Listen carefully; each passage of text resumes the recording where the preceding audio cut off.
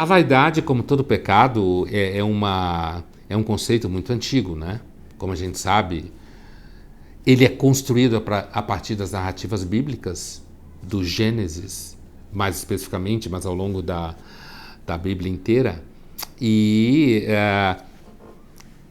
sem entrar no mérito do debate criacionista, é óbvio, eu não sou criacionista, eu sou darwinista, né? Muito mais do que qualquer outra coisa nesse sentido, mas a Bíblia situaria o livro do Gênesis como tendo sido escrito por Moisés, e Moisés teria vivido por volta de 1250 a.C., mas toda a arqueologia bíblica, principalmente depois do retorno de Israel, a refundação do Estado de Israel, a Israel moderna, como a gente chama, a arqueologia bíblica, provavelmente Moisés o escreveu, se ele existiu. Moisés, que provavelmente era egípcio, se existiu, não escreveu Gênesis coisa nenhuma, né? Todo o material do Antigo Testamento, se a gente for fazer uma conta redonda, começou a ser produzido a partir do século VII a.C., ou seja, mais ou menos 700 anos antes de Cristo. Então, o Gênesis não foi escrito por volta de 1250 como se imagina que o Moisés teria vivido. Eu estou dizendo isso por quê?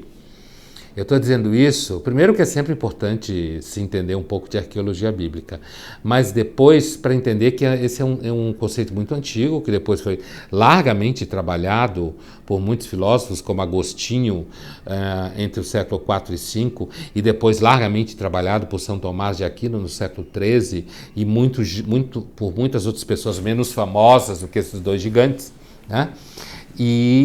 Mas até hoje, a vaidade tem suas manifestações, digamos, contemporâneas, grosso modo, né?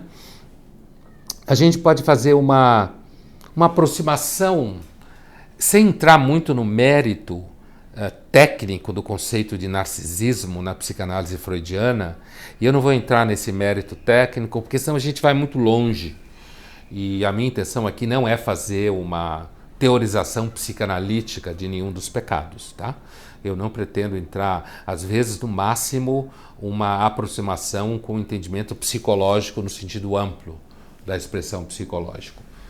Não porque eu despreze a psicanálise, muito pelo contrário, e muito menos a freudiana, mas porque eu não quero ir tão longe. Então eu vou usar a expressão narcisismo, que é uma expressão de largo uso, sem usá-lo no sentido freudiano técnico, muito mais associado ao vínculo com o mito do Narciso, que vê a sua própria imagem refletida num lago e se apaixona por si mesmo e pula no lago para ir atrás de si mesmo e morre.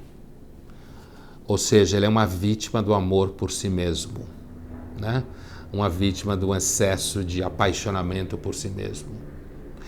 A vaidade e o orgulho, ela no mundo contemporâneo, acho que ela tem uma imbricação muito interessante, muito profunda com a ideia de narcisismo, a ideia de excessivo amor próprio, a ideia de você ser autocentrado. Não é à toa que a vaidade, desde a sua origem bíblica, ela está imbuída de um projeto causa sui, como eu falava, de se autoafirmar como causa de si mesmo, e não é à toa que tem tanto livro por aí dizendo que você é maravilhoso, que você vai conseguir resolver tudo sozinho. E aí a gente entra num terreno que me parece assaz interessante, que é o terreno, eu chamaria de psicoterapias da vaidade, que são as psicoterapias, se eu posso chamar de psicoterapias, associadas ao conceito de coaching. O conceito de coaching, pensado, a expressão já nos relaciona ao coach no esporte americano, né? O técnico, aquele que conduz os seus atletas dentro do time, ou seja, que esporte for. O conceito de coaching associado ao tratamento de carreiras dentro de uma empresa, né, de você pegar um executivo e no momento crítico lá, uma espécie de terapia breve para ajudar ele a resolver a sua carreira, ainda que fora casos assim mais comuns, você é um homem, sei lá, de 60 anos, 55 anos, você perde o emprego numa empresa, você era, sei lá, administrador de empresa, engenheiro, o que for, você nunca mais vai conseguir emprego em lugar nenhum. É muito difícil.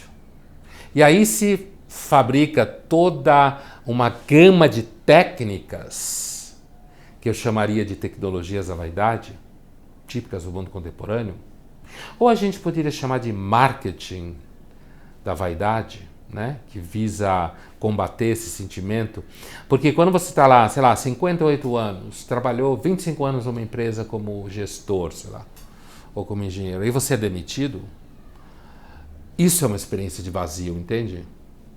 Essa experiência do fracasso da sua capacidade de enfrentar isso daí, porque você nunca mais vai arrumar emprego em lugar nenhum, certo? Se você não tiver guardado um dinheiro para fazer um pequeno empreendimento, ou se você não tiver uma mulher que ganhe bem e que seja generosa o bastante para bancar a situação em que você está. E eu estou falando de homem porque normalmente são homens que passam mais por isso hoje em dia, porque as mulheres também vão passar, e já estão passando, né? Estou falando de homens só porque era o mais comum no mundo empresarial, eu quero dizer corporativo. Mas assim, se você talvez se resolva dirigir seu Uber, né? E consiga encontrar lá uma situação em que mantém um certo amor próprio, né?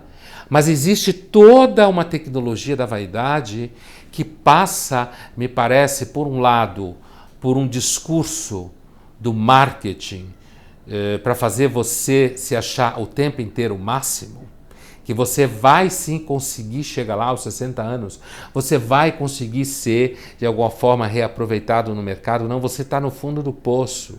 E quando eu digo isso, não é no sentido de trazer uma má mensagem para você, você nem precisa disso, né? Você já sabe a realidade.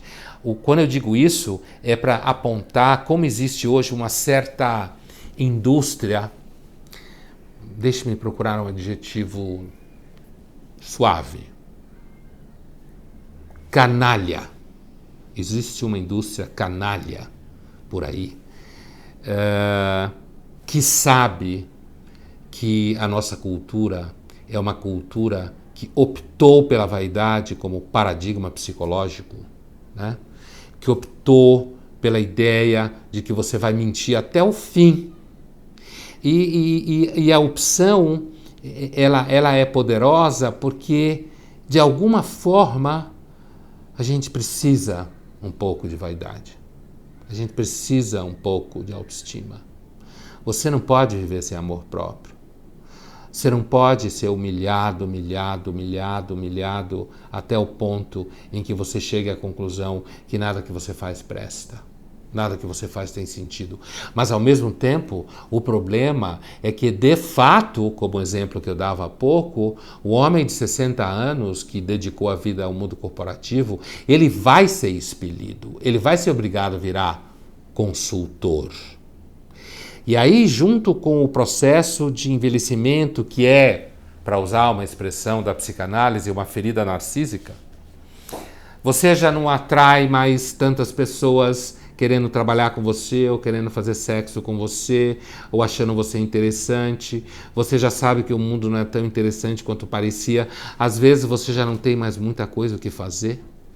Você já não tem muita coisa, digamos assim, o que dá para o mundo, grosso modo, né? Não só profissionalmente.